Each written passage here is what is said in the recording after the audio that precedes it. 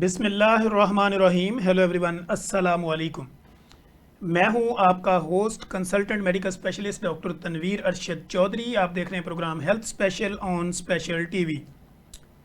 सुनते कानों देखती आंखों को डॉक्टर तनवीर अरशद चौधरी का सलाम मोहब्बत। जैसे कि हमारी तमाम ऑडियंस जानती है कि हमने हमेशा करंट इशू को टाइटल करने की कोशिश की है और हम कोशिश करते हैं कि हेल्थ से रेलिवेंट जितने भी मसाइल हों या जो भी कंप्लेन हमारे क्लिनिकल ट्रायल में लोग आके हमें बताते हैं या लोग हमसे पूछना चाहते हैं या किसी भी तरह से हमारे साथ कम्युनिकेट करते हैं, तो हम अपनी ऑडियंस को उस तरीके के ऊपर या जो उनकी कंप्लेन होती है बेस्ड ऑन साइंस गुफ्तगू करके हम कोशिश करते हैं कि अपने स्टूडियो में एक्सपर्ट को बुलाते हैं, बेस्ड ऑन साइंस गुफ्तगू करते हैं और आप लोगों की ज़िंदगियों में आसानियाँ पैदा करने की भरपूर कोशिश करते हैं। आज का जो हमारा प्रोग्राम होगा इसमें हम बात करेंगे कि बच्चों का तोतलापन क्यों होता है, बच्चे लेट क्यों बोलते हैं, पैदाइशी तौर से लेके फिर बच्चों की उम्र बढ़ने के साथ साथ बच्चों की स्पीच थेरापी में क्या प्रॉब्लम्स आते हैं, क्या स्पीच थेरापी में किसी स्पीच पैथोलॉजिस्ट का क्या रोल होता है। फिर इसी तरह हम बात करेंगे ऑटिज़म के ऊपर, वो बच्चे जिनको आप बुलाते भी हैं लेकिन वो बोलते नहीं हैं, उनका एटीट्यूड बड़ा डिफरेंट होता है, बच्चों में ये बीमारी क्यों होती है या बच्चों में ये डिसऑर्डर क्यों होता है, इन सारे मौजूआत पर बात करेंगे। आज हमारे साथ स्टूडियो में जिस हमने most popular, most youngest, most famous शख्सियत को अपने स्टूडियो में दावत दे रखी है, मेरे साथ स्टूडियो में तशरीफ़ रखती हैं सुंबुल वलीद, जो कि स्पीच थेरापिस्ट हैं और पैथोलॉजिस्ट हैं लैंग्वेज की, और लैंग्वेज के जितने भी मसाइल होते हैं बच्चों के बोलने से लेके उनके ऑटिज़म तक या इसके अलावा जितने भी इश्यूज़ होते हैं स्पीच थेरापी के, उन पर महारत रखती हैं, एक्सपर्टीज़ रखती हैं। Sumbul, welcome to the show. Thank you, sir. First of all, Assalamu alaikum. I'm Sumbul Waleed. I'm the consultant speech language pathologist from King Edward Medical University, and I'm the medalist too as well. I'm serving the people since last 8 years. और इन 8 सालों में हम बच्चों को speech therapy provide कर रहे हैं। वो बच्चे जो ऑटिज़म के साथ हैं, जो ADHD के साथ हैं या जो डेवलपमेंटल डिले हैं, वक्त के अकॉर्डिंगली बोले नहीं हैं, उनको हम स्पीच थेरेपी की सर्विसेज प्रोवाइड करें सिंस लास्ट 8 ईयर्स। ठीक है। अच्छा सुंबल, मैं आपसे ये जानना चाहता था कि जैसे ही हमारी जो ऑडियंस होती है, जब हम बात कर रहे होते हैं तो वो ये जानना चाह रहे होते हैं कि जो पर्सनैलिटी हमारे साथ गुफ्तगू कर रही है इसकी पर्सनैलिटी क्या है, ये एजुकेशनल जर्नी इसकी कैसे गुजरी, तो इसमें आपको बीइंग अ फीमेल कितनी हर्डल्स आई? इनिशियली अगर हम बात करें तो एज़ यूजुअल जो एक मेडिकल स्टूडेंट का होता है ड्रीम के we want to be MBBS doctor and all that, तो हमने भी स्टार्टिंग में ये रखा कि हमने FSC के बाद जो है वो MD कैट दिया, और उसके बाद जब हमें लगा कि हमारा मेरिट उस पर फॉल नहीं किया कि we should repeat it and the things like that, तो फिर किसी मेरे अपने फैमिली डॉक्टर थे, उन्होंने मुझे सजेस्ट किया कि आप ये 2-3 फील्ड्स हैं, ये करंटली जो हैं बड़ी अच्छी हैं, आप इसको परस्यू करें। इसमें आप ये कि आप इंडिपेंडेंटली जो है वो अपना क्लिनिक खोल सकती हैं, उसके बाद आप कम्युनिटी को सर्व कर सकती हैं और इंडिपेंडेंटली काम कर सकती हैं। फिर उसी चीज़ को कंसीडर करके हम इस फील्ड में आगे आए और हमने कंटिन्यू किया, and literally it's a very big thing. एक स्पेशल नीड कम्युनिटी को सर्व करना एक बहुत बड़ी चीज़ है, क्योंकि in spite of being running as a business point of view, एक स्पेशल नीड पेरेंट की आपको दुआएं मिल जाएंगी, बहुत बड़ी बात होती है, क्योंकि हम नॉर्मल बच्चों को तो ट्रीट कर रहे हैं, हर घर में नॉर्मल बच्चा ट्रीट हो रहा है, लेकिन एक स्पेशल नीड बच्चा वो है जो आकर आपको अपनी बात कन्वे नहीं कर सकता, वो अपने इमोशंस आपको नहीं बता सकता। अगर आप उसको ट्रीट कर रहे हैं, उसको इमोशनली उसको ये सिखा रहे हैं कि अपने इमोशंस को आपने कैसे रिवील करना है, आपने बोलना कैसे एंड ऑल दैट, तो मुझे लगता है that is the biggest thing we are doing right now. ठीक है, तो ये आपको ये ख्याल कैसे आया कि आपने स्पीच थेरापी के ऊपर जाना है और ऑटिज़म वगैरह वाले जो बच्चे होते हैं या स्पेशल बच्चे जो हैं उनके ट्रीटमेंट को आपने अपनी ज़िंदगी का एक हिस्सा बनाया या आपने अपना शौक़ पैदा किया, तो बेसिकली इसकी रीज़न क्या थी? इसकी रीज़न ये थी कि हमने when I was in my bachelors, तो वहाँ मैंने अपनी फ्रेंड्स की ही फैमिली सर्कल में कोई ऐसे बच्चे देखे थे जो ऑटिज़म के साथ थे, और वो आके उनके इश्यूज डिस्कस करती थी, but we didn't know at that time कि ऑटिज़म है क्या, क्योंकि ये अभी करंटली इसकी अवेयरनेस थोड़ी सी बेहतर हुई है। बैक एंड पे अगर हम अभी भी अगर अपने रूरल एरियाज़ में देखें, लोगों को पता ही नहीं ऑटिज़म क्या है। वो कहते हैं कि ये मतलब नॉर्मल बच्चा ही नहीं है, ये बोल नहीं सकता, ये चल नहीं सकता, ये अल्लाह लोग बच्चा है, सही बच्चा है, जिसको हम एक आम जुबान में हमारी कम्युनिटी कहती है। लेकिन इन बच्चों को अगर हम एज अकॉर्डिंगली पकड़ें, हम जितना अर्ली इनका इंटरवेंशन करें, उतना जल्दी हमारे अंदर ये पॉसिबिलिटी हम उनके अंदर बना सकते हैं कि वो एक नॉर्मल इंडिपेंडेंट ज़िंदगी गुजार सकें, वो सोसाइटी में नॉर्मल बच्चों के साथ कोप अप कर सकें और एक सोसाइटी में एक अच्छे लेवल पे जो है अपनी ज़िंदगी को जब वो परस्यू कर सकें। ठीक है, जैसे आपने अल्लाह लोग बच्चों की बात की, तो मेरा ख्याल वो बच्चे जिनकी स्पीच थेरेपी या उनके ऑटिज्म को माँ बाप ने नहीं समझा और उन्होंने उसको अला लोग बना दिया, तो लोग उनके पास दुआएं कराने के लिए आते हैं, तो मेरा ख्याल वो पहली दुआ करते होंगे कि मुझे किसी स्पीच थेरापिस्ट के पास ले जाए। बेसिकली बात फिर वही है ना कि इनिशियली बैक एंड पे पहले ये लोगों के पास ये अवेयरनेस ही नहीं थी कि स्पीच थेरेपी होती क्या है। हमें इन बच्चों को हेयरिंग इवैल्यूएशन करानी, क्योंकि अक्सर बच्चे स्पीच थेरेपी, हमारे पास बहुत से बच्चे आजकल ऐसे आ रहे हैं जो कोक्लियर इम्प्लांट के साथ हैं, वो सुनते ही नहीं है। पेरेंटों को 8-8 साल में आके पता चलता है कि वो उनके हेयरिंग इम्पेयरमेंट है, वो एक खास स्पेसिफिक फ्रीक्वेंसी ऑफ साउंड सुन ही नहीं सकते। जब वो सुन नहीं रहे तो वो बोलेंगे कैसे? तो वो भी एक इसी कैटेगरी में आता है कि ये सुन नहीं रहा तो ये गूंगा है और बहरा है, ऑल दैट। यानी जिसमें माएँ कहती हैं मैं कई आवाजें देती हूँ तो ये सुनता ही नहीं है। लेकिन ये बहुत ऊंची आवाजें, जैसे कि जूसर ब्लेंडर की आवाज़ है, उस पर रिस्पॉन्ड कर रहा है, या अगर कोई बाहर से एरोप्लेन गुजरा है उसकी, या हॉर्न्स की आवाज़, ये सारी हाई फ्रीक्वेंसी वॉइसेज हैं। तो इसका मतलब वो बच्चा जो नॉर्मल कम्युनिकेशन की आवाज़ है वो तो सुन ही नहीं रहा। जब वो सुन ही नहीं रहा तो वो बोलेगा कैसे? हमारी 75% ऑफ द लैंग्वेज और कम्युनिकेशन हमारे सुनने से आती है, रेस्ट जो 25% है वो हमारी देखने से या विजुअल लर्निंग से आती है। तो जब हमारे सुनने की ही चीज़ नहीं है तो वो बच्चा कैसे बोलेगा? और आज के टेन्योर में अभी भी स्टिल बैक एंड पे जो रूरल एरियाज़ हैं वहाँ के बच्चे अभी भी हमारे पास आते हैं 9-9 साल के, और वो जब इवैल्यूएट कराते तो पता चलता है भाई उनकी एक अच्छे खासे लेवल में हेयरिंग इम्पेयरमेंट है, और वो सोचते हैं कि नहीं बस इसका दिमाग नहीं काम कर रहा। हम दिमाग वाले डॉक्टर के पास गए तो उन्होंने कहा कि इसकी MRI ठीक है, नॉल सारी चीज़ें ठीक है, लेकिन वो उनको कभी किसी ने ENT की तरफ रेफर ही नहीं किया कि उसकी हेयरिंग इवैल्यूएशन कराएं, वो बच्चा स्क्रीनिंग की तरफ जाए, हमें रूल आउट हो कि उसका कान कितनी आवाज़ें सुन रहा है, एक खास डेसिबल की वो जो फ्रिक्वेंसी ऑफ साउंड है वो सुन भी रहा है कि नहीं सुन रहा। तो ये भी एक करंट इशू है, क्योंकि अच्छा सबसे बड़ी जो मेन आजकल इश्यूज आ रहे हैं ना बच्चों के, जब बच्चे आपको अपनी बात कन्वे नहीं कर पाते तो डेफिनेटली वो टेंट्रम थ्रो करेंगे, एक वो बिहेवियर पैटर्न सेट करेंगे। अभी इधर बैठे बैठे ही अगर मैं किसी और लैंग्वेज में आपसे भी बात करूं, अगर पश्तो में या किसी और लैंग्वेज में, एक फेज आएगा कि आप भी गुस्से से उठ के चले जाएंगे, that is a normal thing. Same is with your kid, आप उससे हर जबान में कम्युनिकेट कर रहे हैं, वो बच्चा सुन नहीं रहा, समझ नहीं रहा, तो आपको कम्युनिकेट क्या करेगा? इन रिटर्न वो जमीन पर लेट जाएगा, अगर बड़ा बच्चा है वो रोएगा, वो कोई चीज़ हिट करेगा, वो अपना सर दीवार में मारेगा एंड ऑल दैट। तो माओ को या पेरेंट्स को ऐसा लगता है कि भाई इसका ये दिमागी मसला भी है, ये बिहेवियर शो कर रहा है, और इसका बेसिकली कम्युनिकेशन का मसला भी है। लेकिन बैक एंड पे जो मेन रीजन होती है दैट इज कम्युनिकेशन, ठीक है, क्योंकि वो अपना मैसेज ही कन्वे नहीं कर पा रहा, वो बोल ही नहीं पा रहा, तो आपको समझ ही नहीं लग रही, तो in return it's a human nature, वो अपना बिहेवियर शो करेगा। अगर बच्चा बड़ा है तो ज्यादा वर्स बिहेवियर आएगा, बच्चा छोटा है तो वो रो धो के अपना वैसे बिहेवियर शो करेगा। It's a very normal thing. ठीक है। अच्छा, एक आम आदमी या लेमैन जो हमें सुनेगा वो क्या समझे कि स्पीच लैंग्वेज पैथोलॉजिस्ट जो होते हैं इनका रोल क्या होता है सोसाइटी में? सोसाइटी में इनका रोल ये है कि वो बच्चे जो कि अपने एज अकॉर्डिंगली नहीं बोल रहे, उम्र से पहले नहीं बोल रहे, फॉर एग्जांपल 1 साल का बच्चा, 1 साल के बच्चे के पास 10-12 वोकैबुलरी वर्ड्स होते हैं, अगर नहीं है तो मतलब उसको स्पीच थेरेपी की नीड है। अगर वो बच्चे जो फिजिकल माइलस्टोन अपने एज अकॉर्डिंगली अचीव नहीं कर रहे, जब वो फिजिकल नहीं कर रहे तो डेफिनेटली उनके स्पीच और लैंग्वेज के माइलस्टोन भी डिले होंगे, उनको थेरेपी की नीड होगी। एक नॉर्मल बच्चा एक नॉर्मल इन्वायरमेंट में साल का जब होता है तो 12 से 15 वर्ड अटेन करता है, 2 साल का होता है उसके पास 200+ वोकैबुलरी वर्ड होते हैं, 3 साल का होता है उसके पास 300 to 600 वोकैबुलरी वर्ड्स होते हैं। अगर आपका बच्चा इस नॉर्मल पैटर्न को परस्यू नहीं कर रहा, उसमें ये सारी अडैप्टिव स्किल्स नहीं है, वो इन्वायरमेंट से लर्न नहीं कर रहा है, इसका मतलब ये है कि उसको हमें सिखाना पड़ेगा। वो जो सिखाने वाली जो टेक्निक है वो स्पीच थेरेपी में आती है।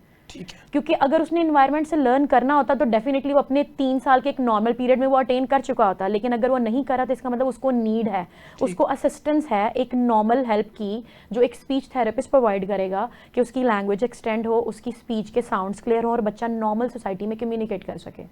ठीक हो गया।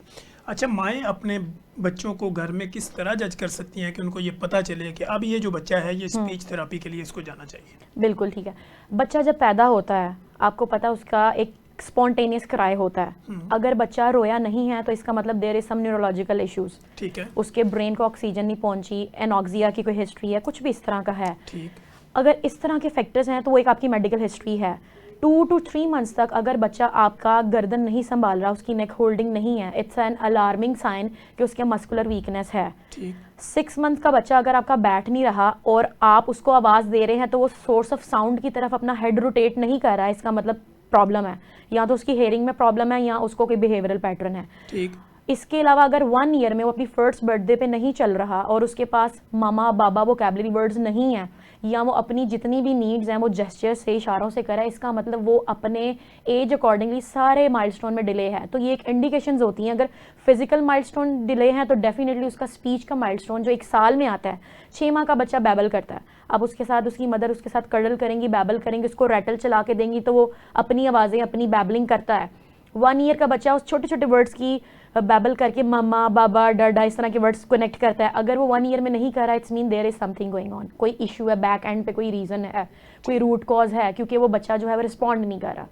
अगर 1 ईयर के बाद सपोज वो 1.5 साल का हो गया, वो चल नहीं रहा या वो चलना शुरू हो गया, तो वो अभी भी अपने नॉर्मल बहन भाइयों के साथ इंटरेक्ट नहीं कर रहा, अपने फादर के साथ मदर के साथ जो बच्चे अपना क्वालिटी टाइम गुजारते हैं वो बच्चा रिस्पॉन्ड नहीं कर रहा, इट्स मीन उसके बैक एंड में कोई इशू है। आपको फ़ौरन एक पीडियाट्रिशियन के पास जाना चाहिए जस्ट टू रूल आउट कि उसकी कोई और रीजंस तो नहीं है।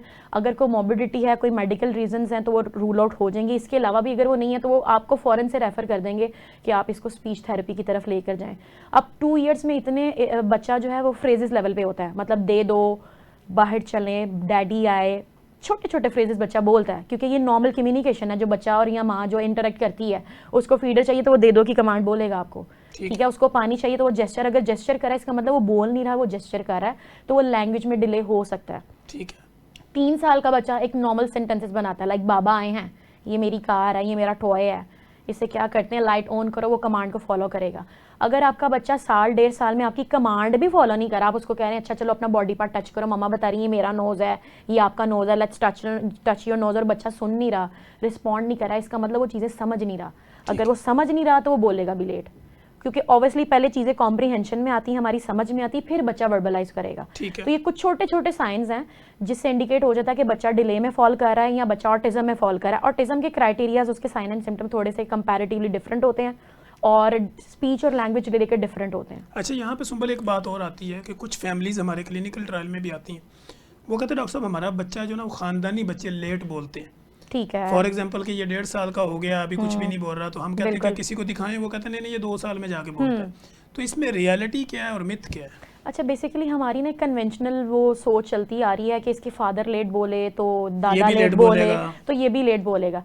अभी पुराने वक्तों में और अब के एरा में यही डिफरेंस है कि पहले हम रहते थे जॉइंट फैमिली सिस्टम्स में, फादर और मदर अगर टाइम नहीं भी देते थे, एज मेट्स बच्चे इतने होते थे, चाचू के बच्चे, ताया के बच्चे, मामू के बच्चा अगर उनके साथ इंटरेक्ट नहीं ना कर रहा तो अपने एज मेट्स में अपना टाइम गुजार रहा था। अभी का जो एरा है वो न्यूक्लियर फैमिलीज हैं, पेरेंट इंडिविजुअली रहते हैं, वर्किंग हैं, उनके बच्चे घरों में मेट्स के पास हैं या उनकी दादा दादी के पास हैं, they are not as much verbal as parents. Obviously बात है, अगर एक उसका दादा है या दादी है जिसको क्वालिटी टाइम देना, वो कितना मैक्सिमम बोल सकते हैं, वो एट द एंड बच्चे को स्क्रीन पे रख देंगे, तो बच्चा क्या कम्युनिकेट करेगा, वो स्क्रीन से क्या सीखेगा, स्क्रीन से वही वो राइम्स और वो चीज़ें सीखेगा।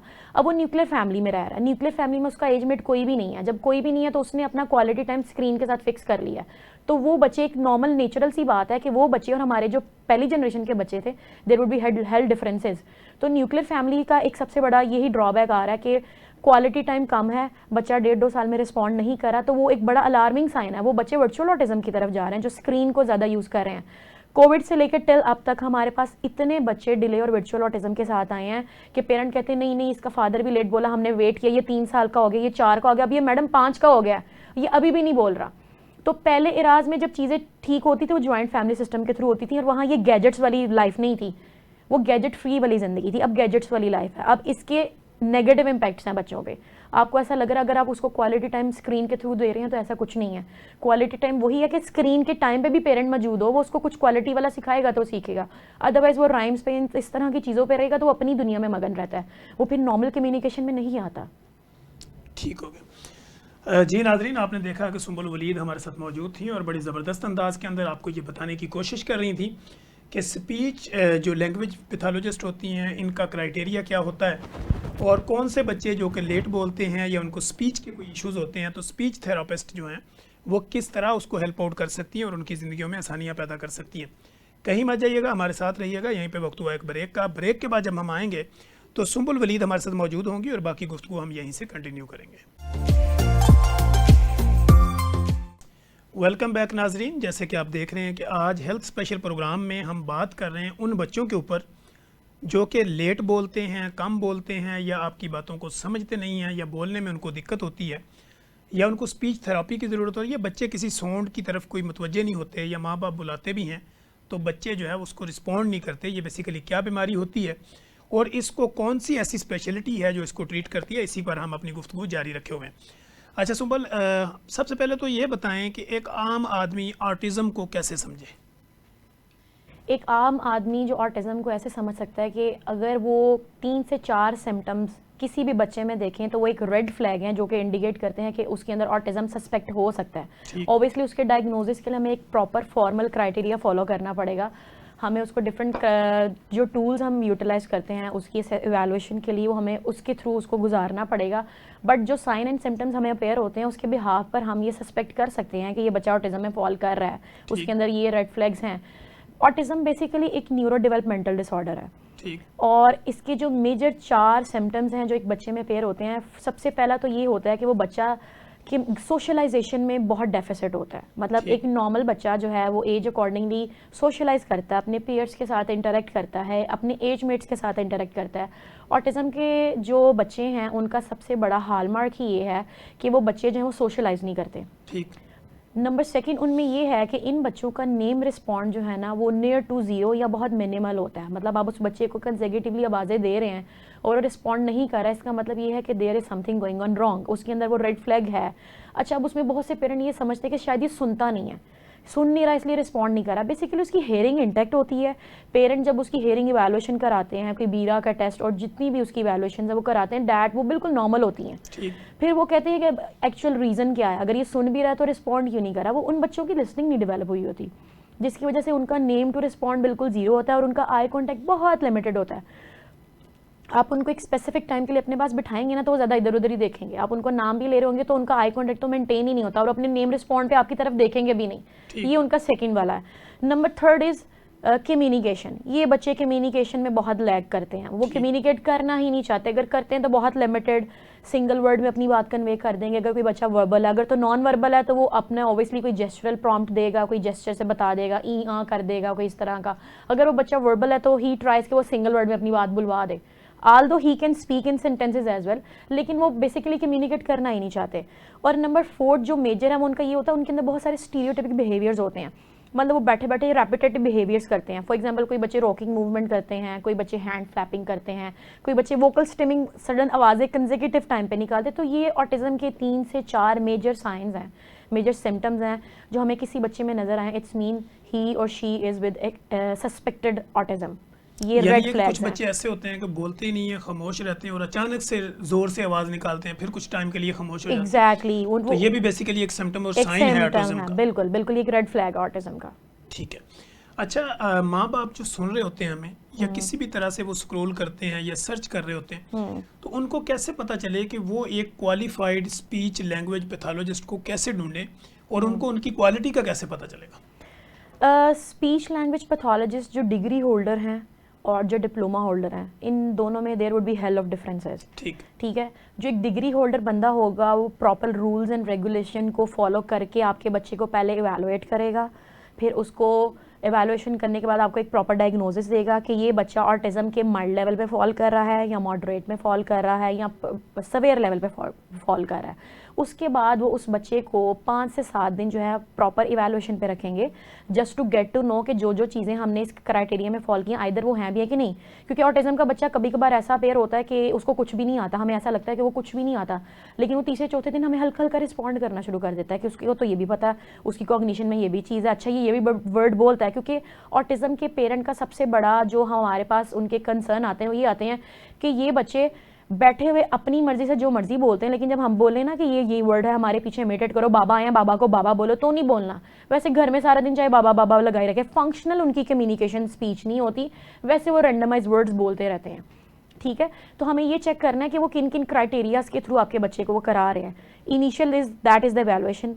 वो अगर वो इवैल्यूएशन उन्होंने प्रॉपर की है, प्रॉपर एक स्टैंडर्डाइज टूल यूज़ किया है, उसके बाद उन्होंने आपको बच्चे को ऑब्जर्वेशन पे रखा है, 4 to 5 डेज उसको ऑब्जर्व किया थ्रू सेशंस, उसके बाद वो उस बच्चे का आईपी आपको प्रॉपर इंटरवेंशन प्लान बना के देंगे। ठीक। अगर इंटरवेंशन प्लान मिला, that would be the target oriented. उसमें बच्चे को टारगेट करेंगे कि इसका हमने नेम रिस्पॉन्ड कैसे अटेन करना है, हमने इसकी फाउंडेशन स्किल्स कैसे बिल्ड करनी है कि ये आई कॉन्टेक्ट इसका मेंटेन हो, ये हमारी इमिटेशन पे आए। इमिटेशन दोनों तरह की हो सकती है। ऑटिज्म का बच्चा एक मोटर इमिटेशन भी नहीं करता। अगर हम उसको कहें ना लेट्स शेक योर हैंड, वो हाथ ही नहीं उठाएगा, उसको पता नहीं होगा मैंने शेक हैंड कैसे करना है।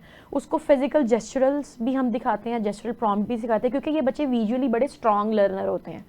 जो एक स्पेसिफिक और अच्छा स्पीच लैंग्वेज पैथोलॉजिस्ट होगा ना, ही और she must get to know कि इस बच्चे को एंगेज कैसे करना है। ठीक है। ठीक है, ये बच्चे बहुत प्यार से चलते हैं, आप इनको फोर्सफुली कुछ भी नहीं करा सकते। आपने इन बच्चों को रीइंफोर्समेंट के थ्रू अपने साथ इनकी रैपो बिल्ड करनी है और कंडीशनिंग बेस्ड चलना है। जो एक डिप्लोमा होल्डर बंदा होगा ना, वो डायरेक्ट कहेगा अच्छा जी हमने इवैल्यूएट कर लिया आज ही एक ही ऑब्जर्वेशन में आपका बच्चा ऑटिस्टिक, आप इसके सेशन स्टार्ट कर दें। और सेशन में भी अगर वो बच्चा, सपोज उस मदर ने उन थेरेपिस्ट के साथ 5 सेशन 7 सेशन या 8 सेशन लिए हैं और स्टिल वो बच्चा रो रहा है और उसके साथ इंटरेक्ट नहीं कर रहा है, इसका मतलब there is some lag in professionalism. ठीक है। एक प्रोफेशनल बंदा एक दिन में भी ऑटिज्म का बच्चा टैकल कर लेगा, चाहे वो उसको कुछ ना सिखाए, लेकिन उसको इंगेज कर ले, इंटरेक्ट कर ले, वो आपको हल्की सी भी बात पे रिस्पॉन्ड करना शुरू कर दे, आपको देख के आपको आई कॉन्टेक्ट देना शुरू कर दे। That is the biggest thing कि वो बच्चा आपके साथ इंटरेक्ट कर रहा है, क्योंकि वो घर वालों के साथ तो कर ही नहीं रहा। जब वो नहीं कर रहा तो उनके पेरेंट कंसर्न लेकर आए ना कि हमारा बच्चा तो हमें सुन ही नहीं रहा, रिस्पॉन्ड ही नहीं कर रहा, हमारी बातों की तरफ तवज्जो ही नहीं दे रहा, हम अगर कोई भी बात करें इमिटेट ही नहीं करता। तो ये कुछ चीज़ें हैं जिसके बिहाफ पे हम सारे ये क्राइटेरिया सेट करते हैं कि एक प्रोफेशनल बंदे में और एक क्वैक या किसी डिप्लोमा होल्डर बंदे में जिसने 1.5-2 साल का ये काम किया है, उसमें क्या डिफरेंसेस हैं, वो आपको थेरेप्यूटिक इंटरवेंशंस उनकी बता देती हैं। ठीक है। अच्छा सुंबल, ये हमारी ऑडियंस ये भी जानना चाहेगी कि एक बेसिकली जो स्पीच थेरेपी सेंटर होता है, जी जी, उसका इन्वायरमेंट किस तरह का होता है, उसमें क्या क्या चीज़ें होती हैं और कितने लोग होते हैं जो आपको हेल्प आउट करते हैं इस सारे प्रोसेस में? अगर हम बात करें ऑटिज्म की, ADHD की, CP की, डाउन सिंड्रोम की और बड़े न्यूरोलॉजिकल इश्यूज़ हैं जितने भी हैं, अगर हम इन सब की बात करें तो इनको खाली स्पीच लैंग्वेज पैथोलॉजिस्ट डील नहीं कर सकता, क्योंकि इन बच्चों के सिर्फ स्पीच के लैग नहीं होते। मैंने आपको पहले भी बताया इनके बिहेवियरल इश्यूज़ होते हैं, दैट इज़ वेरी कॉमन। तो हमें एक बिहेवियरल थेरेपिस्ट चाहिए होता है। बिहेवियर थेरेपिस्ट वो होता है जो जिसने क्लिनिकल साइकोलॉजी के बाद एक प्रॉपर ABA थेरेपिस्ट होता है, जो उसके पूरे बिहेवियर को जो है वो एनालाइज करता है, उसके अकॉर्डिंगली वो उसके कॉन्सिक्वेंसेस देखता है और फिर उस पर अपनी जो है स्ट्रेटजी इंप्लीमेंट करता है। तो एक बिहेवियर थेरेपिस्ट की नीड होती है, क्योंकि हम ऑटिज्म को खाली स्पीच थेरेपिस्ट डील इसलिए नहीं कर सकता कि जब तक उस बच्चे का बिहेवियर ही मैनेज नहीं होगा, हम उसको स्पीच में क्या सिखाएंगे। वो पेरेंट डायरेक्टली इनडायरेक्टली खाली स्पीच थेरेपिस्ट के पास आगे अपना टाइम वेस्ट कर रहे होते हैं, क्योंकि वो स्पीच थेरेपिस्ट पहले उसके बिहेवियर को मैनेज करेगा। जब तक बिहेवियर मैनेज होगा तब तक उस बच्चे के कोई अगर 45 मिनट का भी सेशन है, जो एक्सटेंडेड टाइमिंग्स हैं, अगर उस बच्चे ने हाफ एन आवर अपने इस बिहेवियरल मैनेजमेंट में भी लगा दिए हैं, तो रेस्ट 15 मिनट में आप उस बच्चे को स्पीच में क्या सिखाएंगे। तो उसके लिए बिहेवियर थेरेपिस्ट होना इज़ वेरी इंपॉर्टेंट। इसके साथ साथ आप स्पीच थेरेपी, ऑब्वियसली उसने कम्युनिकेशन पे उसकी काम करना है, उसकी वोकैबुलरी पे, और जितने भी स्पीच और लैंग्वेज रिगार्डिंग उस बच्चे के इश्यूज़ हैं, उसके लिए एक स्पीच लैंग्वेज पैथोलॉजिस्ट का होना ज़रूरी है। थर्ड पर्सन जो इन्वॉल्व होता है that is the occupational therapist. अब जो ऑटिज्म के बच्चे होते हैं ना, उनको नॉर्मल बच्चों से ये डिफरेंस होता है कि ये बच्चे जो है ना, अपनी जो ADLs जो डेली लिविंग एक्टिविटीज़ हैं उनको भी खुद नहीं कर सकते। ये बच्चे एज अकॉर्डिंगली टॉयलेट ट्रेंड नहीं होते, इनके पेरेंट मोस्टली इनको डायपर्स लगा के लाते हैं। ये बच्चे अपने खुद से खा नहीं सकते होते, सेल्फ फीडिंग नहीं होता। मोस्टली थेरेपिस्ट या मदर्स इनको खिला रही होती, कभी स्क्रीन लगा के, कभी मोबाइल इनके सामने रख के। तो दूसरा इशू इनका ये होता है। थर्डली, ये सेल्फ ड्रेस नहीं होते, इनको नहीं पता कि शर्ट का बटन कैसे खोलना है, जिप कैसे खोलनी है, बंद कैसे करनी है, ट्राउज़र पुल कैसे करना है, ऑल दैट। तो ये जितनी ADLs की चीज़ें हैं उसको कवर करने के लिए हमें एक ऑक्यूपेशनल थेरेपिस्ट चाहिए होता है, जो इनको कम से कम इतना इंडिपेंडेंट कर दे कि ये अपने आप एक नॉर्मल रूटीन में आ सकें, इनको अपनी किसी हेल्प की ज़रूरत ना हो। ऑल द टाइम फादर या मदर फिगर भी इन बच्चों के साथ नहीं रह सकता। ठीक है। उनके और भी सिबलिंग्स हो सकते हैं, उस बच्चे के और भी बहन भाई हो सकते हैं। तो 24/7 कोई भी, मुझे नहीं लगता कि वो एक इंटेंसिव जो है वो अप्रोच दे सकता है, बीइंग अ पेरेंट भी। तो उनके लिए आपको एक ऑक्यूपेशनल थेरेपी की नीड होती है। थर्डली, इन बच्चों में सेंसरी इश्यूज बहुत ज़्यादा होते हैं, मतलब ये टेक्सचर के रिगार्डिंग हार्ड टेक्सचर को फील करते हैं। ये अक्सर औकात अपने हाथ को अपनी चिन पे बहुत ज़ोर से मार रहे होते हैं, ये हार्ड टेक्सचर को फील करते हैं। या ये बच्चे जो हैं वो बहुत पिकी ईटर होते हैं। सपोज वो बॉयल एग नहीं खाते लेकिन वो किसी और फॉर्म में एग खा रहे हैं, वो अगर लिक्विड पी रहे हैं तो वो सॉलिड नहीं ले रहे। उनकी स्पेसिफिकेशंस होती हैं। हमारे पास बहुत सी मदर्स आती हैं, वो कहती हैं हमारा बच्चा टोटली दूध पे है, मिल्क पे है, ये सॉलिड फूड कुछ भी नहीं खाता, हम खाते हैं तो ये रिवर्ट बैक करता है, गैग करता है, वो फॉरेन फूड बाहर आ जाता है। तो उनको टेक्सचर्स के बड़े इश्यूज़ होते हैं, ये सारे सेंसरी इश्यूज़ हैं। उनको हाथों के टेक्सचर के इश्यूज़ होते हैं, उनको ज़रा सा गीला लग जाए तो वो बहुत इरिटेशन फील करते हैं। आल्दो वो पानी में एक स्पेसिफिक टाइम के लिए बड़ा खेलते हैं ये बच्चे, they enjoyed that thing very very much, लेकिन जैसे ही उनका कोई ड्रॉप उनके शर्ट पे गिर गया ना तो उनको बड़ी उलझन होती है कि नहीं ये बस अब बदल दें। तो ये जितने भी इश्यूज़ हैं ये सेंसरी इश्यूज़ हैं। तो एक सेंसरी इशू को कवर करने के लिए हमें ऑब्वियसली एक ऑक्यूपेशनल थेरेपिस्ट की नीड होती है। फोर्थली जो एक मेजर रोल प्ले करते हैं that is the physiotherapist. Autism के बहुत से बच्चे हैं जिनको हाइट का फोबिया होता है, जिनको डार्क का फोबिया होता है, जिनको मदर या फादर की सेपरेशन का फोबिया होता है, जिनको चलने में या उनके गेट में प्रॉब्लम होती है, वो कोई बच्चे जंप नहीं कर सकते, कोई बच्चों का कोऑर्डिनेशन प्रॉपर नहीं है। तो फिजियोथेरेपी वालों का ये रोल होता है कि वो इनको इन सारी चीज़ों में इन सारी डोमेन्स को कवर करते हैं। तो overall it's a team work for autism या वो न्यूरोलॉजिकल डिसऑर्डर जो एक बंदा स्पेसिफिक जो है वो डील नहीं कर सकता, उनमें हम एज अ टीम वर्क लेकर चलते हैं।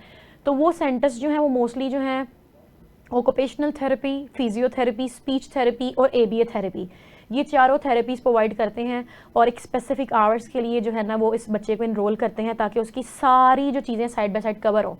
क्योंकि हम अगर स्पीच कवर कर दें बैक एंड पे बिहेवियर वैसा रहेगा, अगर हम बिहेवियर कवर कर दें बैक एंड पे उसकी स्पीच और सेंसरी इश्यूज़ वैसे ही रहेंगे। तो एक नॉर्मल बंदा जब देखेंगे ना वो कहेगा आपका बच्चा तो all the time hand flapping कर रहा है, वो all the time head banging कर रहा है, आपका बच्चा ऑल द टाइम कुछ स्टेम कर रहा है, वोकल स्टेमिंग कर रहा है। तो ये सारी चीज़ें एज अ टीम वर्क जो है वो कवर होती हैं। इसमें एक बंदा मेजर जो है वो इसको कभी भी नहीं इसको वो कर सकता।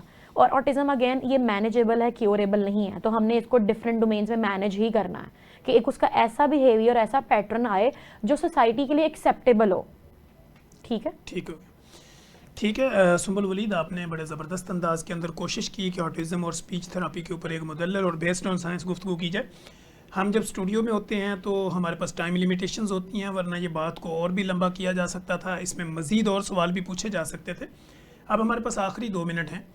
जितनी भी हमारी ऑडियंस है, जितने भी हमें देखने वाले लोग हैं जिन्होंने आपकी बातें सुनी, वो आपसे कांटेक्ट कैसे करें और आपका सेंटर कहाँ पे अवेलेबल है और आप पब्लिक के नाम आपका क्या पैगाम?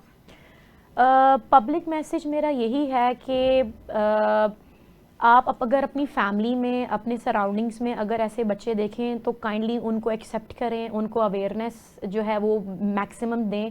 हमारे इर्द गिर्द के जितने भी लोग हैं उनको अवेयरनेस दें, और जितनी अर्ली आप इन बच्चों की थेरेप्यूटिक इंटरवेंशन स्टार्ट करेंगे उतनी आपकी ज़िंदगी आसान होंगी। क्योंकि जितना अर्ली हम उन पे काम करेंगे उतना जल्दी वो बेहतर होकर सोसाइटी का हिस्सा बनेंगे, एक नॉर्मल ज़िंदगी गुजार सकेंगे। तो मेरा पब्लिक मैसेज यही है कि इन बच्चों को एक्सेप्टेंस दें। स्कूल्स में इनके लिए स्पेसिफिक सीट्स होनी चाहिए, पब्लिक फिगर्स में इनको एक्सेप्टेंस दी जाए, इनको ये ट्रीटमेंट और इनको सिंपैथी की नज़र से बिल्कुल ना देखा जाए। They are not the disable kid, they are the differently able kids. तो हमें उनकी स्ट्रेंथनिंग पावर्स को पहचानना है और उनके अकॉर्डिंगली उन बच्चों को एक्सेप्ट करना है और सोसाइटी का हिस्सा बनाना है। करंटली जो है मेरा अपना सेंटर जो है जो मैंने रिसेंटली बनाया है, इनिशियली तो मैं I was working as a speech pathologist in Wapda Town, अब बट करंटली जो है ना हमने इन बच्चों के लिए अपनी जो फैसिलिटीज़ हैं वो फर्दर एक्सटेंडेड की हैं। और वो ये है कि हमने एक पूरा सेंटर बनाया है जो कि बहरिया टाउन में है, और यहाँ हम चारों थेरेपीज़ जो है ना बच्चों को उनसे फैसिलिटेट कर रहे हैं, जो कि ABA थेरेपी है, स्पीच थेरेपी है, इसके अलावा ऑक्यूपेशनल थेरेपी और फिजियोथेरेपी है। Thank you so much Sumbul Waleed, आपने बड़े ज़बरदस्त अंदाज के अंदर कोशिश की कि हमारी ऑडियंस तक अपना मैसेज डिलीवर करें। नाज़रीन, आपने देखा कि स्पीच थेरेपी के ऊपर, फिर इसके अलावा ऑटिज़म के ऊपर हमने मुदल्लल गुफ्तगू करने की कोशिश की। अगर आपको हमारे इस प्रोग्राम से मुतल्लिक़ किसी भी तरह की कोई इन्फॉर्मेशन चाहिए हो, कोई डॉक्टर साहब से आप डायरेक्ट कॉन्टैक्ट करना चाहते हो, आप कमेंट बॉक्स में आइए, अपने नेगेटिव पॉजिटिव जो भी आप लिखना चाहते हैं ज़रूर लिखें। जब आप लिखते हैं तो हमारी आवाज़ स्ट्रॉन्ग होती है और हम कोशिश करते हैं कि आपके कमेंट्स को मद्देनज़र रखते हुए नेक्स्ट प्रोग्राम जो है वो एक नए गेस्ट के साथ, एक नए सवाल जो आपके साथ आते हैं, ताकि आप लोगों की ज़िंदगी में आसानी पैदा की जा सके। अगर आपको हमारा ये प्रोग्राम अच्छा लगता है तो कोशिश करें कि आपने सोशल मीडिया के जितने भी आपके प्लेटफॉर्म हैं, इस तरह अपने सराउंडिंग में रहने वाले लोगों के साथ भी शेयर करें ताकि उनके लिए भी आसानी पैदा हो सके। मुझे सुंबुल वलीद जो हमारे साथ स्पीच थेरेपिस्ट थी, और इसके अलावा मेरी जितनी भी टीम है, मेरी प्रोडक्शन टीम समेत, मुझे इजाज़त दीजिए। अल्लाह हाफिज़।